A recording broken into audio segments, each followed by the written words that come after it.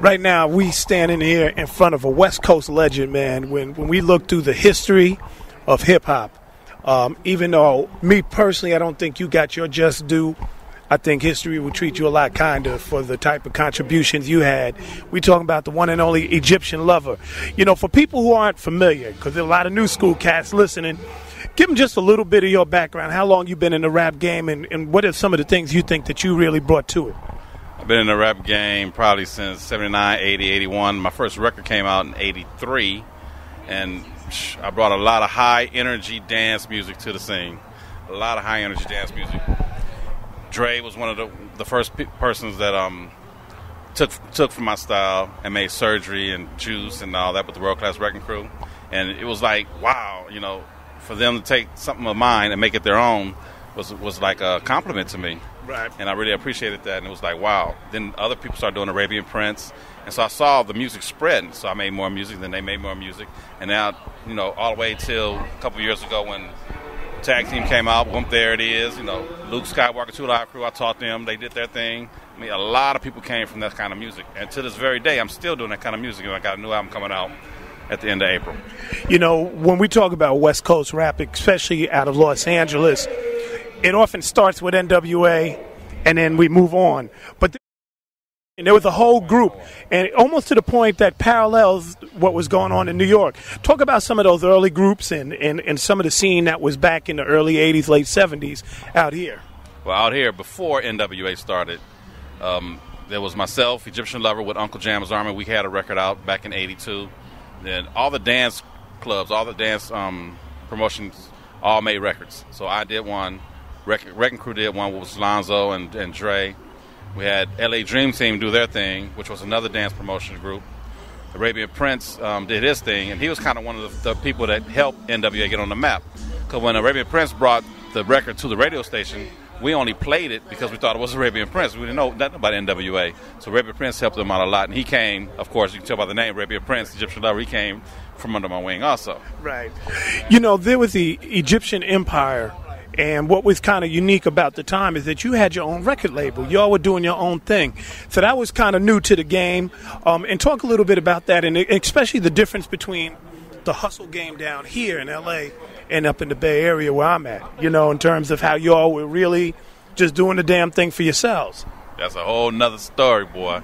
I started a record label with Uncle Jam's Army called Freak Beat Records.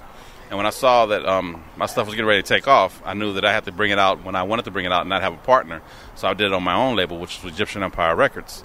That way I can come out with records Friday, and it'd be in the stores on Monday at will, at a drop of a hat. And we're talking about the early 80s. When people were trying to get signed, you were doing this. Well, it really wasn't no rap groups out there. There was only about a handful of rap groups back then.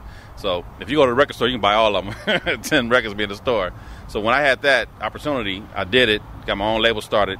I was actually one of the youngest people to ever have a record label, to have a gold record. So it was kind of big at that time. You know, one of the things that I remember back east, people would listen to like Egypt, you know, my beat goes boom, and they would say, well, that's not real rap. You know, and maybe you could talk a little bit about that. And was there a New York influence, or was this something unique to the West Coast that you all were bringing to the table? And people, if they didn't know it, they didn't know it.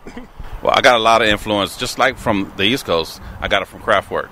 I mean, I heard Soul Sonic Force. They stole the Kraftwerk beat from Numbers and Kraftwerk music from Tour de France. I mean, from Trans Europe Express. I heard Kraftwerk, and I kind of got my influence from Kraftwerk, too. I kind of got my influence from Kraftwerk and Prince and kind of mixed them together and had like a sexual party kind of atmosphere. And to this very day, out in Europe and everywhere else, they call it electro music, and they call me the pioneer of electro. It's just the kind of music that I like. The up-tempo kind of dance music is what I really love, and that's what I do. And it's just blowing up. It's still blowing up right now. Now, you taught Luke Skywalker how to play the drum machine. I know that. And a lot of people don't know that the Two Live Crew has a lot of its roots out here in California. Maybe you could talk a little bit about that. And also, how come, you know, Bambaataa, who had the whole electro-funk thing too, how come you two never hooked up when y'all were both pioneers in your own right? I think only because he was on the East Coast and I was on the West Coast. I met him one time at a convention, and he was just standing there, and I said, what's up? And, you know, said my name. And we just said what's up one time, but we never did nothing together. But maybe we should have, you know. We would have had a whole nother kind of sound, you know. I think that would have been lovely. I still would love to do something with him. Actually, you heard it first, but Egyptian Lover and Chubb Rock is going to do a record in the near future. Really? Okay. Well, we got to look out for that. Talk a little bit about the Two Live Crew and their influence out west and how you helped Luke. Well, Luke was a promoter in Miami, and he hired me to do a concert. So I went out there and did a concert, and we had another show the following night. And I said, you know what? I'm going to do the next show live. Instead of just playing the record, I'm going to play a drum machine. So I told him what kind of drum machine, and we had to go rent one. So I rented one, and he watched me program the whole show on the drum machine. And he said, wow, man, teach me how to do that. So I taught him how to do that. Now, Two Live Crew, they were on the West Coast. And they used to come to my dances all the time and watch me scratch and watch me mix in Richard Pryor on some of the songs. That's where they got the Richard Pryor on their kind of songs and all the cursing in their songs. Because you were a DJ first. Right. And a lot of people don't know that the West Coast really was a DJ haven. Right. That you know, they've left that out in documentaries, but we know the truth. And not only just the DJ, but the baddest DJ ever on earth to this day. So go ahead. You were saying about Two Live Crew. So Two Live Crew kind of got a little style from me, you know, the scratching and mixing and all that kind of stuff. And when I finished the concerts in Miami, Luke said, you have any more groups out there on the West Coast that might want to come out? So yeah, call McCullough Records, man. There's a group called Two Live Crew. Go ahead and sign and bring them out here. So that's how they met. Two Live Crew came out to do a concert for him, and he kept them out there, and they did songs together. Well, man, we appreciate this, man. Egyptian Lover, a legend out here. Any last things that you think people should know that you want to share with them? That the West Coast rap is West Coast rap.